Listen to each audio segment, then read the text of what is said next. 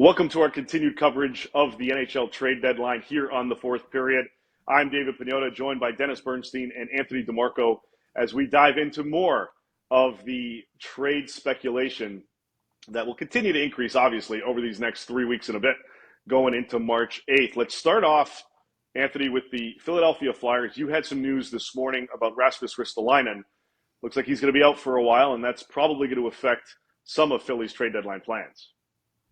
Yeah, it's unfortunate news for the Philadelphia Flyers, who are obviously exploring the defensive market for Rasmus Ristolainen, among other pending UFAs that they have.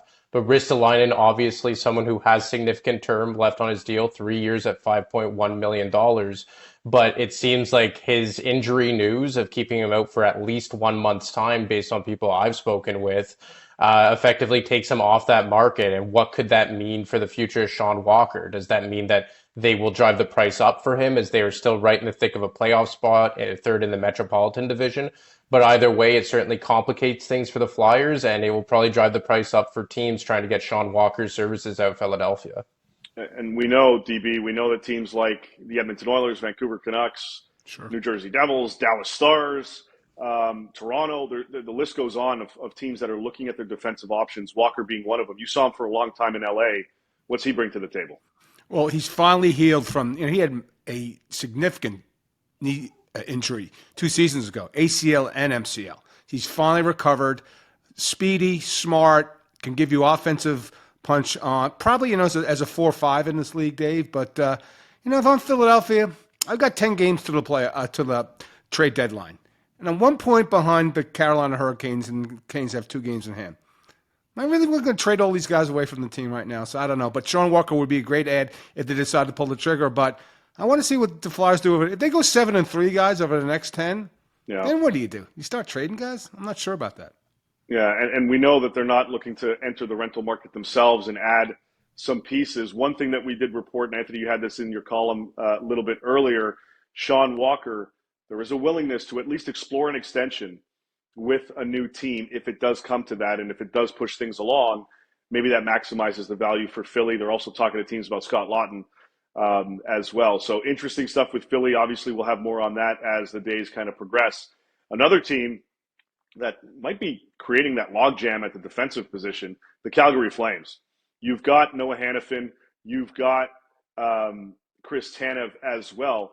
These are players that a lot of teams are interested in. And checking in on Hanifin's situation, there's still that contract option available, but it seems like they're still leaning, DB, towards the likelihood of exploring the trade options versus him staying in Calgary.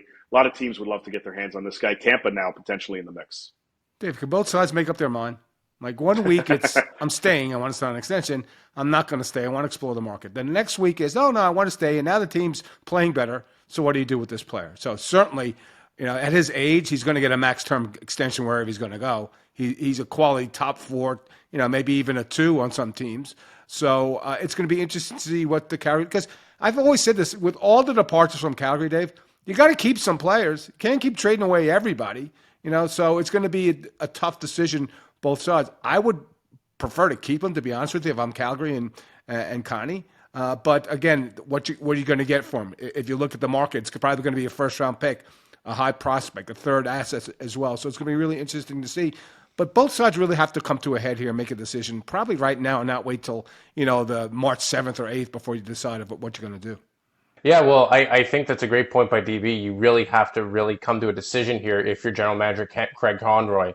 And what are you going to do with Noah Hanifin? And if Hanifin becomes 100% available, we've obviously known that the Flames have been working hard to maybe extend him on a long-term deal. But if they really plunge into the deep end and make him available, he instantly jumps to the top defenseman on the market and probably the top player on the rental market. We've heard teams like maybe the New Jersey Devils wanting to get in on the action, obviously the Toronto Maple Leafs. And I understand from Craig Conroy's point of view why you would maybe want to commit to this player long-term. This is a retool, not a full rebuild. And he kind of fits that age bracket as well. I think he's only 26 years old. Obviously is their number 1 defenseman out there in Calgary.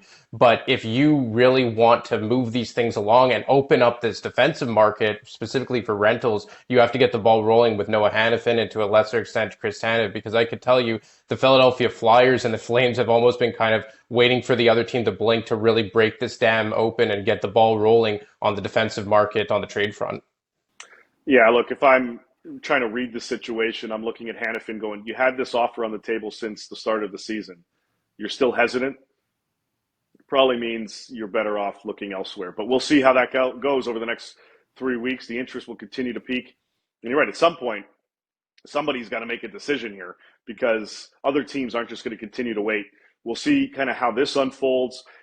DB, quickly on Los Angeles, the LA Kings mess. You know, you beat Edmonton 4-0 after the All-Star break. You lose last night to Buffalo 7-0. I know they don't want to make moves, and I'm trying to find words to describe what the hell's going on. You're searching for answers, Dave. Not only are the Kings, you're trying to search for answers. Yeah, exactly. Are they still going to stand put here? I mean, we know Victor Arvidsson will be their ad when he comes back from injury, but is there something else that has to give? Well, our friend Zach Dooley today reported from Jersey that Arvidsson's in the line rushes this morning and at practice. Okay, so he's probably going to be on the second line. So certainly a lot is being leveraged towards the return of Victor Arvidsson. Can he galvanize the offense?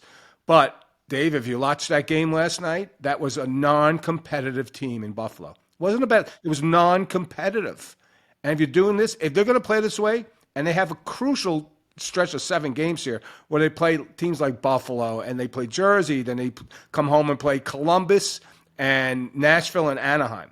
If they go 2-5, with all the talk of being a Stanley Cup contender, Dave, they should sell.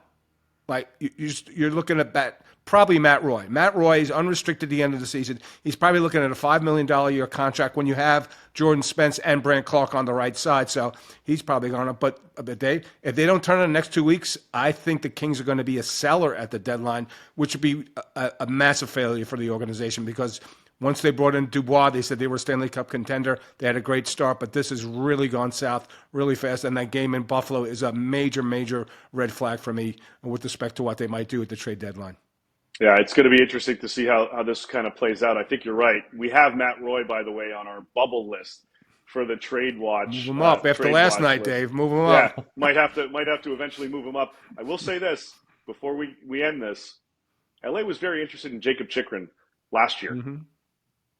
He's being talked about again. Maybe Rob Blake gives Steve Staios a call. We'll see. And he could play both sides, Dave. You know, so the Kings could use that. All this discussion about left side, right side, D. Jacob Chikrin, he's a left shot, but he can play both sides.